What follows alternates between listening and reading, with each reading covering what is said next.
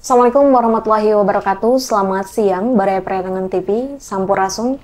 Kembali lagi bersama saya Rosma di program podcast pada hari ini. Nah, seperti biasa kami akan menyajikan informasi yang menarik dan terhangat, termasuk pada hari ini kita sudah kehadiran tamu yang sangat luar biasa, tokoh lingkungan. Dan langsung saja kita sapa, di sini sudah hadir Pak Mugni ya. Iya. Bapak gimana kabarnya, sehat? Alhamdulillah sehat. Alhamdulillah, mudah-mudahan selalu diberikan kesehatan ya Pak. Supaya nanti terus terdengar selalu gerakan-gerakan pengupayaan lingkungannya gitu ya. Nah, hari ini kita akan menyajikan informasi yang sangat luar biasa, terutama yang memang hangat di beberapa minggu kebelakang, bahkan di hari kemarin. Saya menemukan informasi dan termuat di Koran Harian Umum Kabar Priangan terkait penutupan tambang pasir bisa berimplikasi pada mandeknya pembangunan. Nah, kita akan gali nanti informasi ini apakah benar ataukah demikian gitu ya, Baraya Priangan TV, karena kalau berbicara penambangan ini memang sudah banyak sekali terjadi di seluruh daerah di Jawa Barat. Dan kalau berbicara penambangan ilegal, itu juga menjadi salah satu permasalahan yang serius di Indonesia ya Pak? Iya, sangat serius. Sangat serius sekali gitu, sehingga saking seriusnya memang kita harus berbicara gitu dengan Pak Mugni di sini untuk membahas hal tersebut. Kemudian berbicara dampak juga dari penambangan ilegal juga itu sangat berdampak sekali, terutama untuk kerusakan lingkungan. Tidak satu dua lingkungan yang dirugikan, tapi banyak sekali dampak lainnya gitu. Dan langsung saja tanpa berlama-lama kita akan berdiskusi dengan Pak Mugni. Di sini sudah ada Pak Mugni, tapi sebelumnya saya mau tanya dulu nih, karena di episode sebelumnya kita sudah pernah bertemu ya Pak? Pernah bertemu. Sudah pernah bertemu, sekarang kita bertemu lagi. Pengen nanya dulu sekarang kesibukannya gimana Pak? Ya, kesibukan sehari-hari ya kerja. Terus ya sambil mengontrol perwakilan kami di daerah. Berarti menjalankan program lingkungan hidup ya, perwakilan. Setiap hari ada aktivitas ya Pak? Ada terus. Dan mungkin Baraya Priangan TV beliau juga hari ini menyempatkan hadir itu karena saking pentingnya ya Pak kita membahas isu soal lingkungan sangat ya penting Pak? Sekali ya. Oke. Terima kasih Pak Mugni sudah berkenan hadir.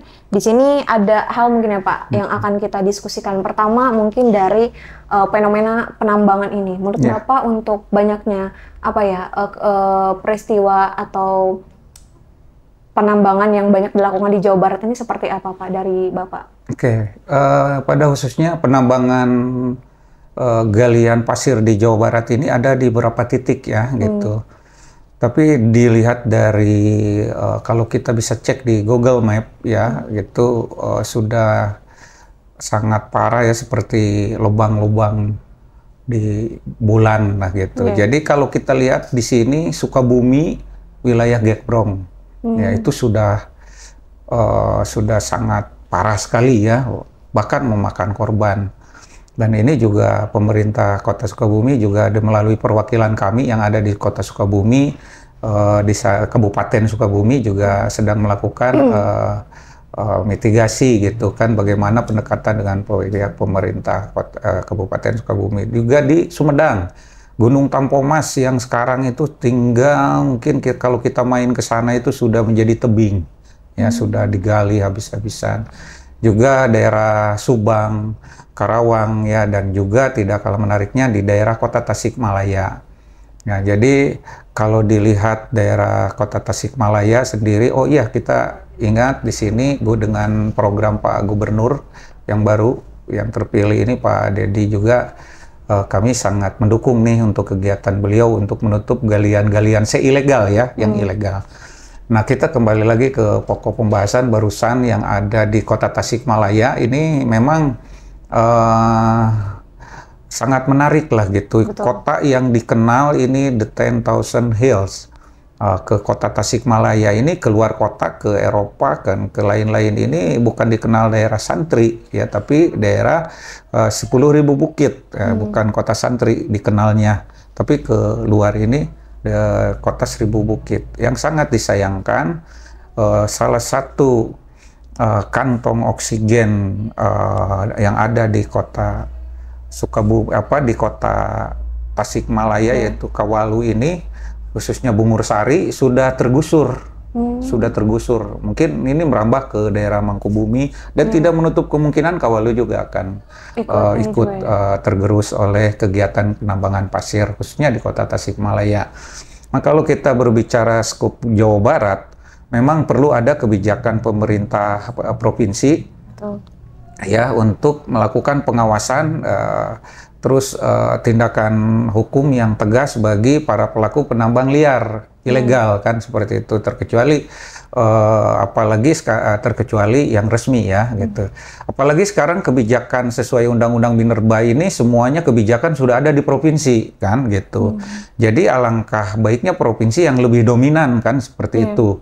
Dan juga Polda Jabar dalam proses pengawasan dan Kanwil Minerba yang ada di sini kan gitu. Minerba yang ada di kota-kota masing-masing, khususnya di Kota Tasikmalaya, mereka harus melakukan pengawasan ya, melakukan pengawasan dengan pembinaan dengan baik kepada pelaku usaha yang ada di sini gitu. Jadi kalau kita berbicara galian C yang ada di Jawa Barat, perlu ada tindakan-tindakan khusus ya dari pemerintah provinsi untuk pencegahan seperti itu, untuk pencegahan, karena semakin dirusak alam ini, semakin juga alam tidak akan bersahabat dengan kita kan seperti itu. Jadi bayangkan kota provinsi Jawa Barat yang tadinya ini Gemah Ripah Loh Jinawi dengan hutannya, airnya, sungainya, sekarang sungai sudah rusak, sudah keruh, tidak bisa lagi dipakai mandi akibat galian-galian galian-galian ilegal, dan juga ikan-ikan juga sudah tidak semudah dulu ngambilnya di sungai ya. Terus juga pemanasan global terjadi kan, di sini sudah habis oksigen, pas asupan oksigen ini suplai oksigen di Jawa Barat menipis kan seperti itu. Jadi ya kami sangat berharap kepada pemerintah provinsi ya agar membuat kebijakan baru terkait penambangan, khusus terkait penambangan ini kepada Kang Deddy Mulyadi sebagai gubernur yang baru gitu mungkin ya. Betul ya, Barya Priangan TV melihat fenomena saat ini memang tidak sedikit kerugian yang memang diterima oleh alam gitu. Tadi suplai oksigen di Jawa Barat ya Pak, dengan adanya proses penambangan yang terus terjadi, memang betul. Itu tadi gunung-gunung yang istilahnya terus digali dan sebagainya, itu memang memberikan dampak yang merugikan gitu. Apalagi kita misalkan bicarakan dengan cuaca ya Pak, misalkan panas atau pemanasan global gitu, itu kan kita harus bisa istilahnya bersahabat dengan alam. Tapi ketika alam sendiri tidak bisa kita jaga, bagaimana alam bisa bersahabat dengan manusia gitu ya Pak? Kemudian dalam hal ini tadi Bapak sebutkan bahwa harus ada kebijakan yang tegas dari provinsi. Dengan informasi yang kemarin termuat dari Polda Jabar yang tegas menutup aktivitas penambangan, itu dari tanggapan Bapak seperti apa Pak? Yang ditutupnya di Kota Tasik ya, yang di daerah Tasik, Jawa Barat. Iya. Oke, khususnya di Jawa Barat ini pasti sudah ada keputusan dari Kapolda mungkin untuk sidak langsung ke wilayah-wilayah ke wilayah-wilayah penambangan. Tetapi ini juga belum, memang sudah dari dulu sih gitu. Jadi kami juga berharap, jadi bukan hanya sebagai data, Polda ini datang hanya sebatas survei aja, survei, tapi kenyataannya 2 sebulan, 1 minggu ditutup, masih marak terus, masih jalan lagi 2 bulan kemudian tutup. Itu kenyataannya yang terjadi dari dulu kan gitu. Dibentuklah tim khusus dari Polda Jabar turun datang ke Tasik, Sukabumi, Sumedang, Subang, Karawang dan lain-lain. Mereka sampai ke Bogor ya, tapi toh apa yang terjadi kan, masih saja hilir mudik kan gitu. Berarti kan operasional penambangan kan masih terjadi mungkin, ini dari yang legal kan. Tetapi yang ilegal ini memanfaatkan hilir mudik mobil-mobil yang legal ini, bisa saja seperti itu kan. Jadi penindakan yang dilakukan oleh Polda Jabar khususnya di daerah Jawa Barat, di Provinsi Jawa Barat ini juga jangan hanya sebatas gertak sambal kan gitu. Ya kalau hanya sebatas gertak sambal aja, ya buktinya sesaat aja, buktinya di Kota Tasik masih berjalan, Sukabumi masih berjalan yang ini. Ya kalau mau jangan tebang pilih lah, habis tutup semua. Ya kalau kita berbicara infrastruktur akan terganggu, ya infrastruktur yang diuntungkan kan bukan daerah yang terkena dampak kan, otomatis di luar kan gitu. Seperti Galunggung, kalau kita berbicara Galunggung, Gunung Galunggung, apakah dia ini pajak pendapatan daerah dari Galunggung ini masuk ke pemerintah daerah, ke APBD Kota Tasikmalaya? Itu menjadi sebuah pertanyaan. Iya, singkat jadi sebuah pertanyaan, apa ini tindakan pemerintah daerah kan seperti itu. Masuk yang belinya orang Jakarta untuk tol di Jakarta, menerima manfaat kan Jakarta. Betul. Untuk infrastruktur tol di Jakarta kan gitu. Apa yang didapatkan oleh daerah kan gitu. Jalannya rusak, warganya tenggelam, anak-anak yang main di situ kan, itu dampak-dampaknya kan. Jadi harus ada ada upaya-upaya yang dilakukan oleh pemerintah provinsi gitu. Jadi kalau kita berbicara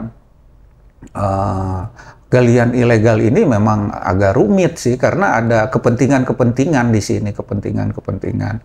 Jadi oke, kalau misalnya Polda Jabar melakukan ini sidak, ya penutupannya tutup beneran gitu. Polisi lain lah, jangan hanya datang hanya sebatas seperti survei aja gitu lalu pulang kan. Itu juga ya menurut kami ya sebagai aktivis pemerhati lingkungan, nggak ada efek jerahnya buat mereka gitu. Perlu ada tindakan dari Bapak Kapolda dan juga Dirkrimsusnya ini ya untuk memberikan efek jerah kepada penambang ilegal. Mungkin ekskavatornya bisa dibawa, disita atau apa, tapi kalau masih di ini ya nggak ada efek jerahnya pasti. Tetap masih ada kekurangannya Pak? Masih. Dari dulu juga sering kok gitu, tapi masih aja penambangan berjalan. Baik. Nah, dalam hal ini berbicara penambangan tadi disampaikan juga oleh Pak Mugni bahwasannya tidak terlepas dari kepentingan-kepentingan pribadi ya Pak. Yeah. Apalagi kalau berbicara tidak hanya di luar kota Tasikmalaya Pak, lingkup Jawa Barat, bahkan di luar Jawa Barat pun, bahkan mungkin di kota-kota besar juga sama ya Pak ya, kalau berbicara penambangan. Nah dalam hal ini Pak, mungkin Baraya Periangan TV juga perlu kita sambil istilahnya edukasi bersama mungkin ya. Dari pertambangan yang dilakukan atau galian itu rata-rata memang dibuat apa sih Pak dalam hal ini? Nah gini, pertambangan ini kebanyakan itu dijadikan untuk keperluan infrastruktur ya, suplai infrastruktur seperti mungkin kepentingan infrastruktur jalan, pembangunan rumah, perumahan dan lain-lain kan gitu. Nah di sini yang sangat menarik kalau kita berbicara infrastruktur, apakah daerah penghasil daripada penambangan tadi ini mendapatkan pendapatannya gitu kan, pendapatannya masuk ke APBD tidak gitu kan. Nah, sehingga pembangunan daerah ini bisa berjalan dengan baik. Atau kalau kita berbicara taruhlah kota Sukabumi, yang beli orang Bogor kan, yang Sumedang, yang beli orang Bandung kan. Terus yang kota Tasik, yang belinya orang Ciamis, Banjar. Infrastrukturnya untuk luar, bukan untuk internal kita ya. Iya, bukan internal kita. Nanti setelah gunungnya ini sudah habis dimanfaatkan oleh pelaku usahanya ini untuk kepentingan infrastruktur mereka, bangun perumahan dan lain-lain dengan itu kebanyakan seperti itu kan gitu. Nah, maraknya kegiatan-kegiatan penambangan ini ya memang ada yang bagus, ada yang tidak. Karena ada yang memperhatikan reklamasi, ada juga yang tidak memperhatikan reklamasi. Sembarang asal jadi saja gitu kan, juga asal pasca penambangan ini reklamasi tidak diperhatikan. Mereka hanya menggali aja, tapi tidak mau menanam kan, tapi kebanyakan ditanami rumah, perum, subsidi, ditanami ini, tidak apa-apa untuk meningkatkan pembangunan yang ada di kota-kotanya masing-masing, kota Tasik maupun yang lain-lain. Tapi kalau ini di tebing, coba bayangkan mau dibangun apa kan gitu. Atau kalau seperti di Tasik masih baik ya, karena masih dijadikan perumahan karena datar kan. Tapi kalau di tebing seperti daerah-daerah lain, dataran tinggi, ini akan dampaknya sangat berbahaya kan seperti itu. Nah juga kalau kita berbicara kepentingan, ini banyak kepentingan gitu. Kepentingan ya, kalau kepentingan ya sudah tidak menjadi rahasia umum, di belakangnya juga backupnya kan polisi kan gitu. Jadi kalau kita berbicara penambangan, ya di dalamnya pasti ada polisi di dalam. Makanya kenapa isu nasional kemarin terjadi ada backup penambangan pasir penambangan, sehingga ini muncullah sidak mendadak di Polda Jabar kan, mungkin di provinsi lain juga seperti itu karena ada isu tadi isu tadi nasional yang sudah menjadi isu nasional yang ternyata di dalamnya ini backupnya para aparat oknum yang saya katakan ini oknum daripada kepolisian gitu. Jadi nah oknum-oknum ini juga ya perlu ada pengawasan dari internal kepolisian, karena jangan dari pihak kepolisian sendiri sidak mundur, oknumnya juga masih tetap membackup entah oknum di wilayah maupun di daerahnya seperti itu. Jadi memang di sini kalau pemerintah kota tidak mendapat keuntungan sama sekali gitu. Sebenarnya pemerintah kota Tasikmalaya di sini tidak mendapat keuntungan retribusinya daripada ini. Apakah retribusi mereka bayar? Kalau sampah mungkin mereka bayar, masyarakat ini masuk ke kas daerah kan, retribusi pariwisata dan lain-lain. Mungkin iklan dan lain-lain masuk ke kas daerah.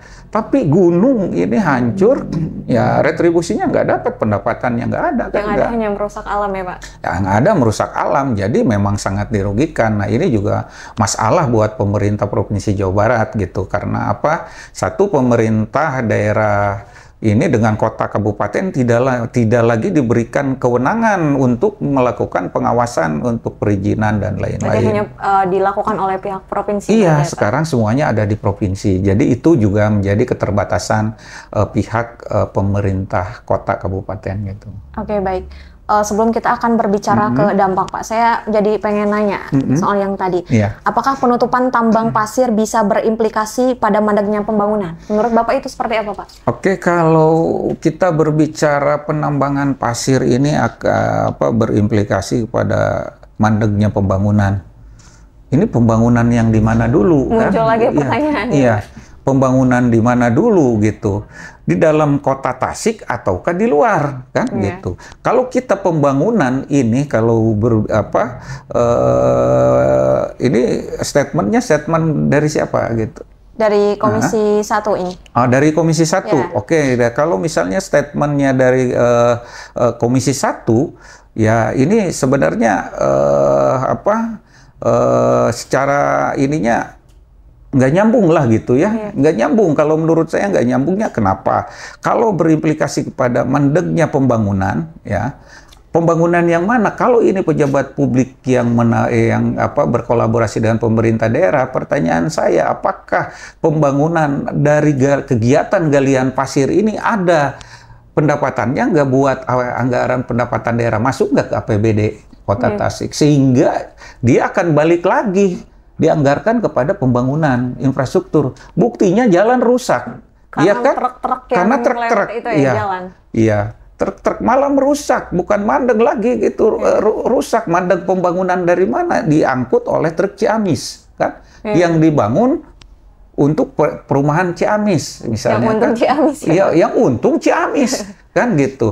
Ya sekarang kalau mandeknya di mana? Untuk pembangunan di daerah itu sudah diatur oleh APBD kan? Gitu. Jadi jangan juga menyalahkan bahwa kalau galian pasir ini diberhentikan pembangunan akan mandek gitu. Ini salah, ini cacat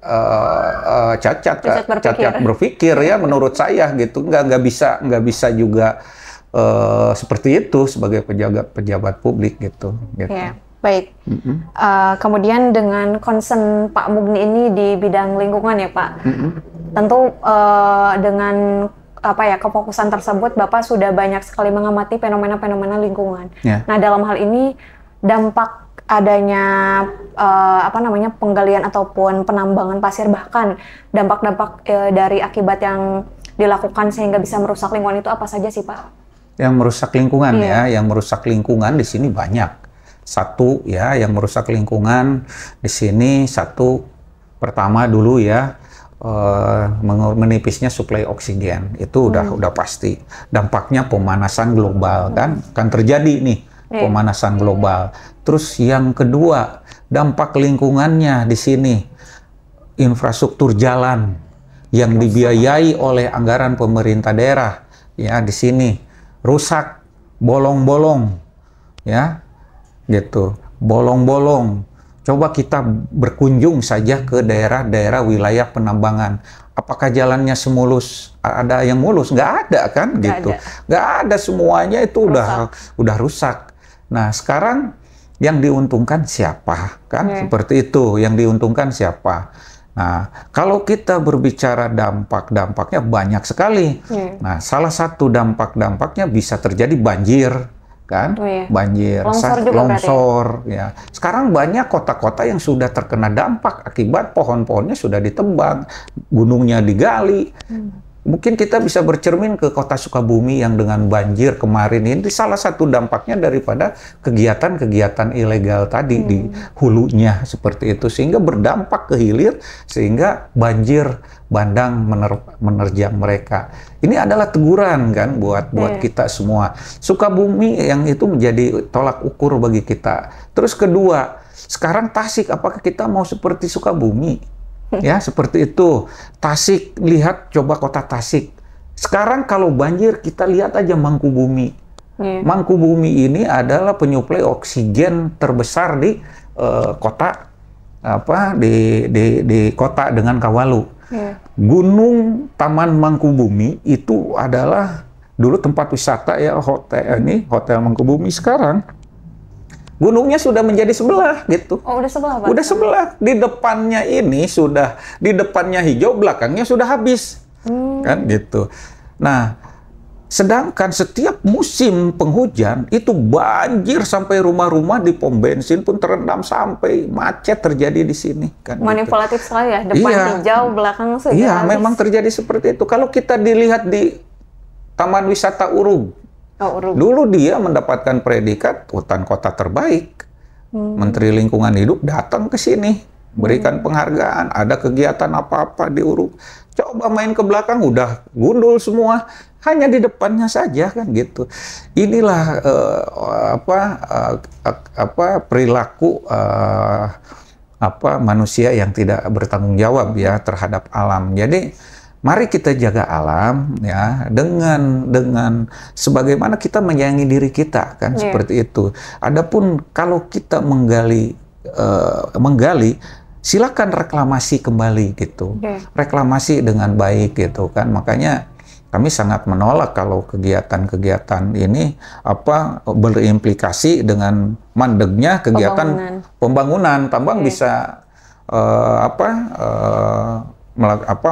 kegiatan penambangan ini bisa berimplikasi kepada mandeknya pembangunan. Pembangunan yang mana, kan, masih gitu. menjadi tanda tanya. Iya, pembangunan gitu. Apakah yang dibiayai oleh APBD atau di luar daripada itu. Buktinya gunung ini setelah habis dibangun bukan oleh daerah, kan, dibangun oleh pengusaha yang gali gunung ini, kan, gitu.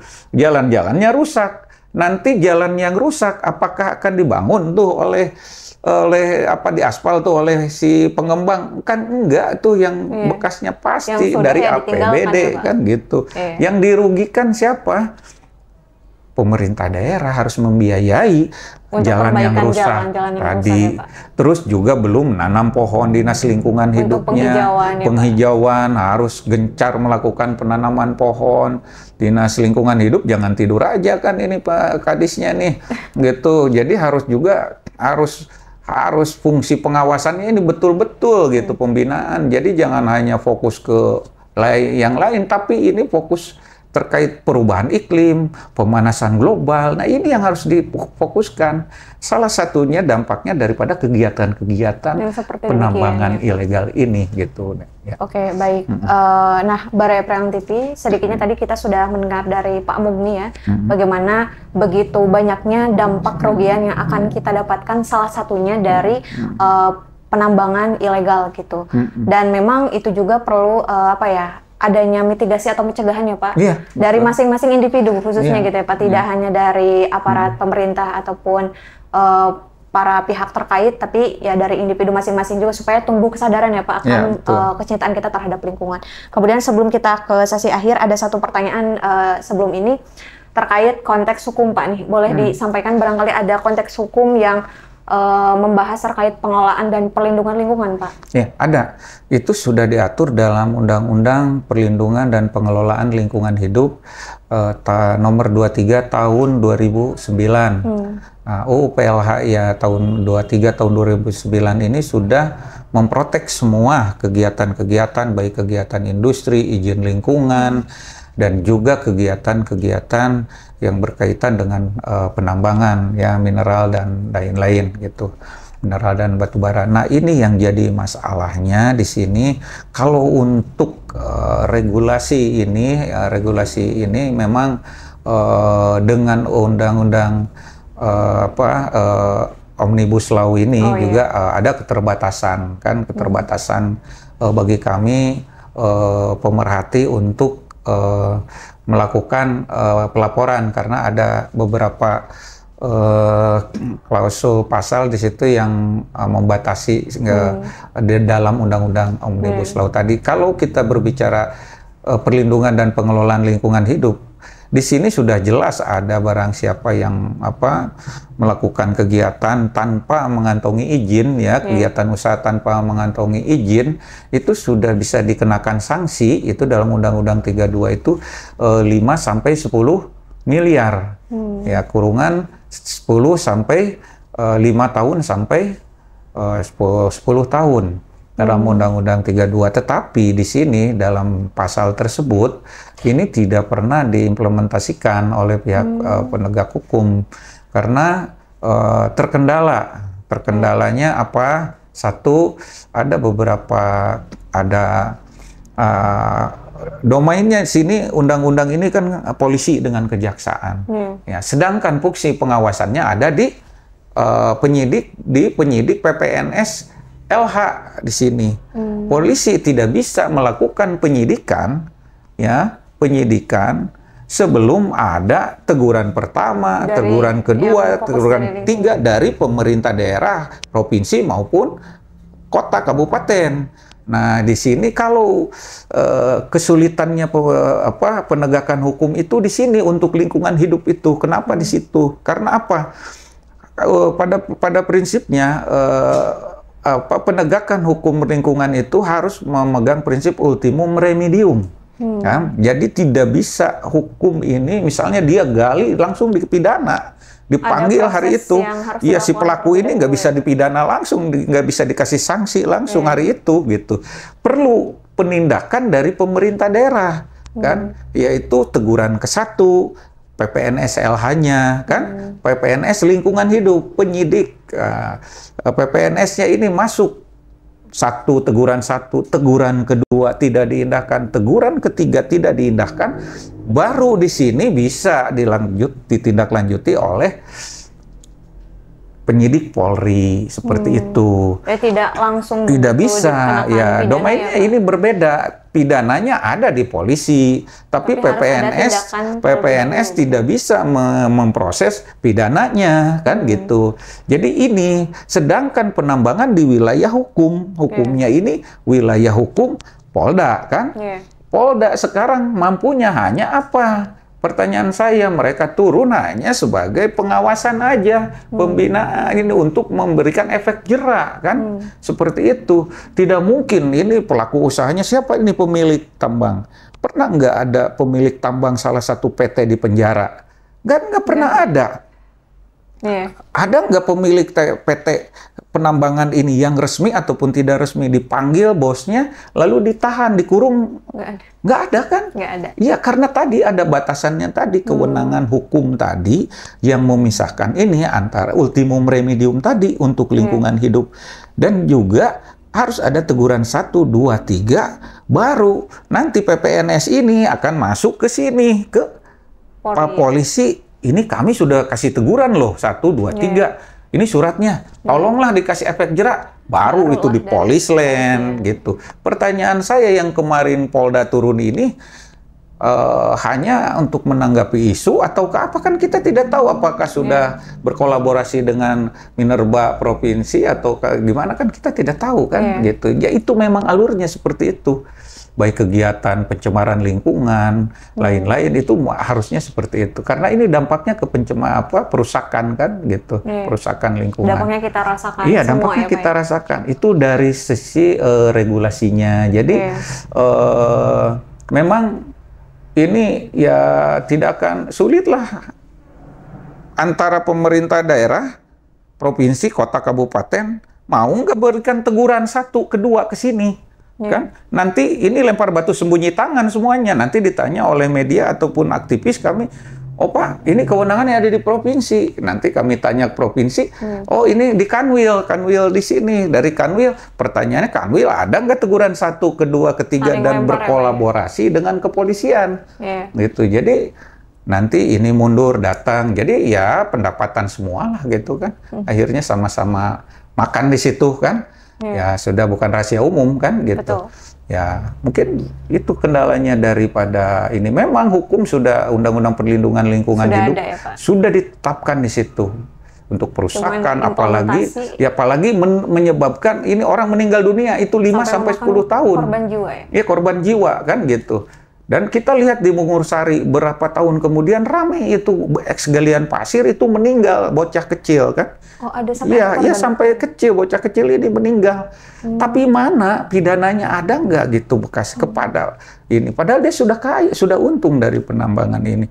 Tapi tidak ada. Nah, disinilah kami ini lagi konsen untuk mendorong pemerintah agar tadi memberikan sanksi 1, 2 sesuai dengan Undang-Undang Perlindungan dan Pengelolaan Lingkungan Hidup, sehingga polisi juga bisa berjalan menegakkan aturan pidananya, karena pidana ini yang menerapkannya adalah bukan pemerintah, kan PPNS ini, tapi polisi seperti itu. Baik. Itu ya. Begitu memprihatinkan dan itu juga menjadi suatu hal yang perlu kita pikirkan bersama ya Pak dalam hal ini, apalagi berbicara lingkungan. Nah, menjadi pertanyaan yang terakhir di sini Bapak sebagai pemerhati lingkungan, jelas sebagai Ketua Lembaga Penyelamat Lingkungan Hidup Indonesia tentu memang berfokus selalu pada lingkungan ya Pak. Nah, selama sejauh ini upaya apa sih Pak yang Bapak lakukan gitu? Tidak hanya istilahnya dalam fokus tadi pembahasan penggalian, tapi juga kita berfokus pada pelindungan alam gitu. Itu dari Bapak sendiri di LPLI itu seperti apa Pak? Ya, kita Lembaga Penyelamat Lingkungan Hidup ini selain melakukan pengawasan juga mitigasi ya, investigasi mitigasi di beberapa lahan bekas ex galian C ya, dan juga galian C yang sedang berjalan. Kita juga memberikan masukan kepada beberapa pengusaha agar jangan hanya ngegali tapi juga silakan tanam kan, seperti itu. Boleh nyangkul tapi tutup juga dengan pohon kan.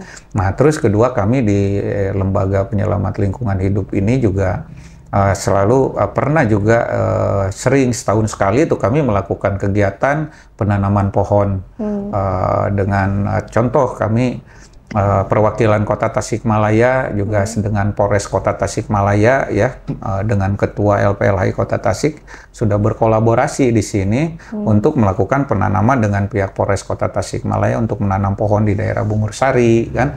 Itu sudah berjalan kita setiap tahun dengan Polres.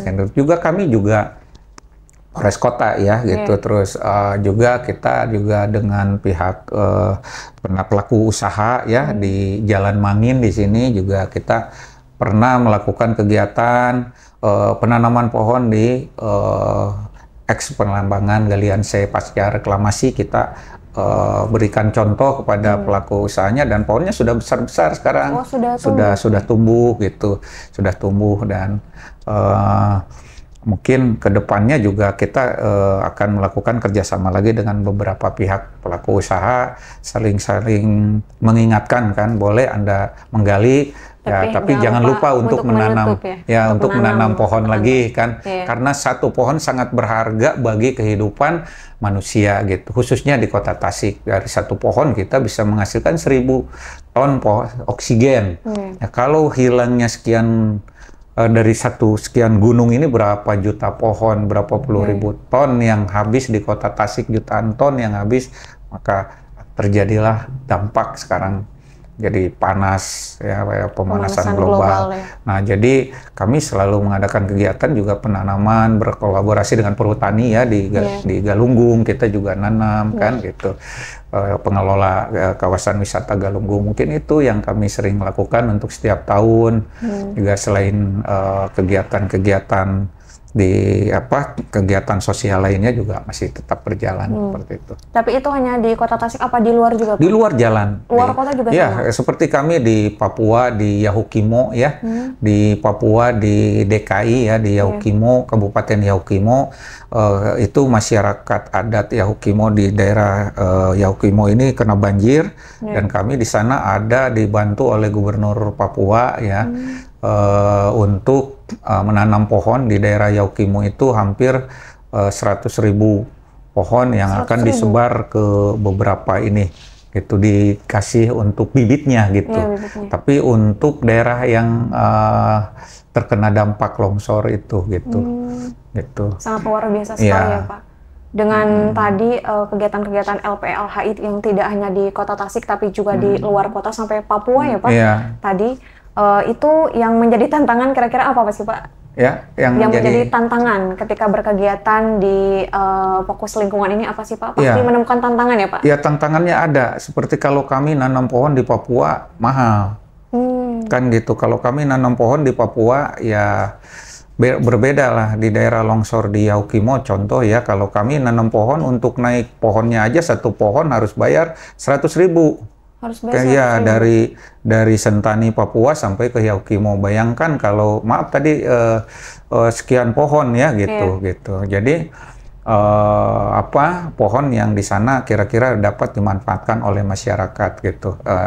Untuk daerah yang cocok di daerah tebing di situ kami aren ya, kita ini kan pohon aren untuk masyarakat Yahukimo di sana. Bayangkan aja kendala-kendalanya itu. Terus kedua, kendalanya juga kadang hanya nanam, jangan sampai hanya nanam tapi nggak dirawat kan gitu. Jadi kami juga intens untuk melakukan perawatan, dan juga bukan untuk pohon-pohon ini saja, tapi pohon industri seperti gaharu juga kami menanam di Kalimantan ya gitu. Lahan-lahan yang kosong kami tanami juga oleh perwakilan kami dengan pohon-pohon gaharu kan gitu. Terus juga di Aceh, di Sabang kan gitu. Kita juga di Riau ya, kita melakukan kegiatan penanaman pohon fokus untuk mengurangi dampak pemanasan global ini. Selain juga pemerintah daerah di daerah di sana, di daerah masing-masing juga sangat mendukung kami gitu. Baik. Ya. Sangat luar biasa sekali ya Baraya Priangan TV dari apa yang sudah dilakukan, karena memang di sini kita berbicara kemanusiaan ya Pak, dan alam serta lingkungan gitu. Nah, tidak dipungkiri Pak, dari apa yang sudah diupayakan tentu itu mengeluarkan kocek yang sangat luar biasa ya Pak. Iya, itu kalau boleh tidak disampaikan nih secara anggaran itu selama ini Bapak berupaya untuk lingkungan itu dari mana? Kalau kita sih NGO ya, kita NGO ini otomatis ya mengandalkan dari CSR. Ada beberapa seperti contoh kenapa kita bisa mendapatkan pohon banyak ya gitu. Karena kami di sini juga mendapatkan CSR dari beberapa perusahaan-perusahaan yang peduli terhadap alam gitu. Terhadap alam, dan kami ajak dan mereka mengetuk hati mereka untuk sama-sama peduli kepada menyisihkan anggaran mereka sesuai dengan Undang-Undang Perseroan untuk sekian persennya ini dialokasikan kepada alam. Salah satu contohnya Pertamina juga peduli ya. Terus ada Pertamina peduli ya, juga ada juga kita seperti di Riau dengan Chevron, Sinarmas kan gitu. Untuk perwakilan kami di sana juga melakukan ini. Untuk yang Papua ini mereka dengan pihak Freeport. Kenapa pohonnya sangat banyak? Karena ada support dari situ CSR-nya gitu, karena mereka putra daerah gitu.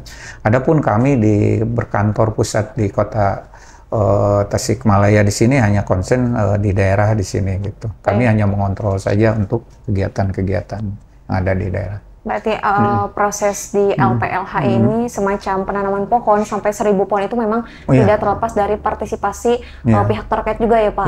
Jadi tidak mungkin hanya LPLHI tapi juga ada mitra-mitra kerjasama lainnya berarti. Banyak di sini banyak mitra-mitra yang konsen terkait penghijauan, banyak sekali. PP Link juga salah satunya kan gitu. PP Link ya di Kota Tasik ada kan. Terus juga Mapala Kaniwata di sini mereka aktif loh itu. Terus juga Sispala mereka juga aktif, dan juga FKPAT ya, FKPAT yang ada di Kota Tasikmalaya ini kan forum semua kan. Mereka juga sering melakukan kegiatan-kegiatan sosial ya. Cuma yang kami harapkan ini pihak pemerintah daerah mampu tidak untuk melakukan pengawasan terkait dampak kegiatan-kegiatan terjadi di ini. Karena tadi sekali lagi hukum ini mereka tidak akan jerak tanpa ada kepedulian pemerintah daerah yang memegang kunci tadi, teguran 1, teguran kedua, teguran ketiga, sehingga kolaborasi ini terjadi dengan penegak hukum pihak kepolisian seperti itu. Baik. Ada efek kiranya. Barai Preventif itu yang tadi disampaikan oleh Pak Mugni sangat luar biasa sekali kalau kita menyimak dari awal sampai akhir ya Pak.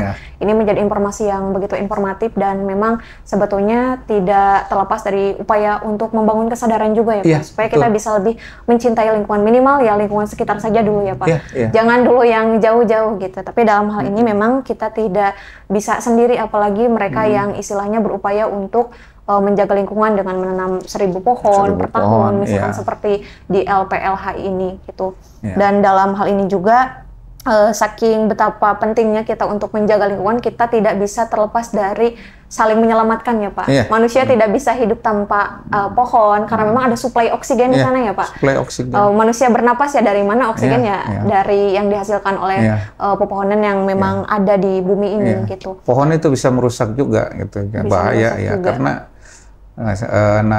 Nabi Adam dengan Siti Hawa juga rusaknya gara-gara pohon kan gitu. Yang ini ya. Jadi ya kita tolong juga jaga pohon ini gitu.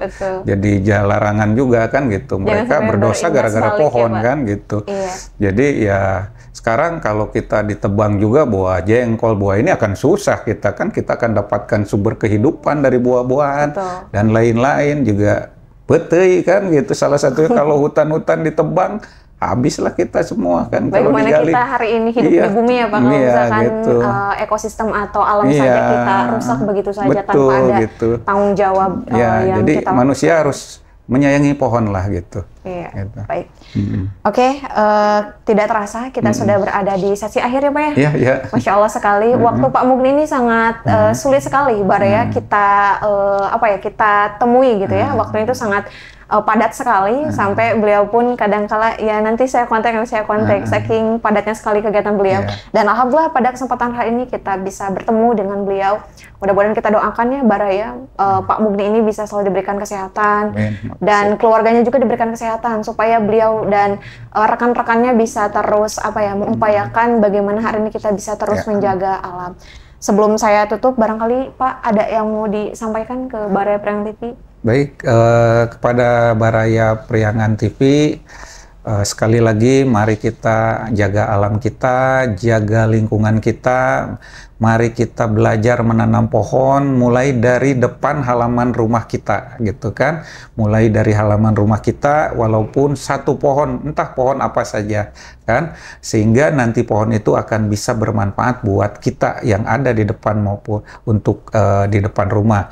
Dan yang kepada para pemerhati lingkungan, para aktivis, para masyarakat pemerhati, mari kita bergandeng tangan, kita menanam pohon, kita lihat bekas-bekas galian pasir yang sudah tidak terbengkalai, yang sudah tidak terawat, yang terbengkalai, mari ayo kita bergandeng tangan, kita sama-sama menanamkan pohon, dan pohon pun akan kami siapkan secara gratis dari Lembaga Penyelamat Lingkungan Hidup. Dan bagi masyarakat Kota Tasikmalaya yang memerlukan pohon, silahkan hubungi kami. Ya, hubungi kami di sekretariat kami di Mangkubumi, tepatnya di depan Resto Kamandara ya, nomor 278. kantor Lembaga Penyelamat Lingkungan Hidup Indonesia. Silakan bagi masyarakat Kota Tasik yang akan melakukan penanaman pohon secara massal ya, misalnya perlu 1.000 pohon atau 2.000 pohon, ataupun ibu-ibu, bapak-bapak yang perlu pohon ini silahkan ke kami lah gitu. Baik. Kami begitu mungkin dari saya pada Baraya Kabar Priangan hari ini. Ya, oke.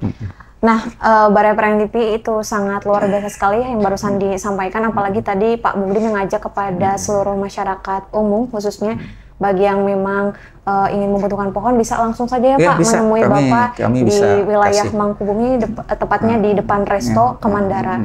Dan bagi yang mau berdiskusi pula ya Pak tentang lingkungan, itu boleh karena Baraya, Pak Mugni ini tidak hanya berfokus sebagai Ketua LPLHI, beliau juga menjadi salah satu orang yang memang punya bisnis di bidang limbah ya Pak, di PT Global Indonesia gitu. Itu juga menjadi salah satu upaya yang sangat luar biasa, bagaimana tidak hanya menjadi suatu bisnis tapi juga itu bagian dari upaya untuk menyelamatkan alam gitu. Dari penghasilan kami juga kami sisihkan untuk kegiatan nanam pohon juga gitu, untuk kegiatan ya. Baik, tidak terasa ya Pak sudah di sesi AI, dan terima kasih Bapak sudah berkenan berbicara dengan kita dan sudah menyampaikan berbagai informasi yang menarik. Tentunya ini sangat bermanfaat sekali. Mudah-mudahan Bapak diberikan kesehatan selalu ya Pak, amin. Terima kasih keluarga banyak dan rekan-rekan juga, dan mudah-mudahan kita nanti bisa berbicara di episode berikutnya dengan pembahasan yang begitu menarik lainnya. Mungkin itu saja yang bisa disampaikan Baraya Priangan TV. Seperti biasa, supaya tidak ketinggalan informasi yang menarik, terus pantengin platform media sosial kita, terutama di YouTube Priangan TV, supaya terus mendapatkan informasi yang bermanfaat ke depannya. Dan mohon maaf apabila ada kesalahan, dan mudah-mudahan nanti kita bisa bertemu lagi ya Pak ya, di episode berikutnya. Mungkin itu saja yang bisa disampaikan. Nun wal qalami wa ma yasturun, wallahul muwaffiq ila aqwamit thoriq. Wassalamualaikum warahmatullahi wabarakatuh.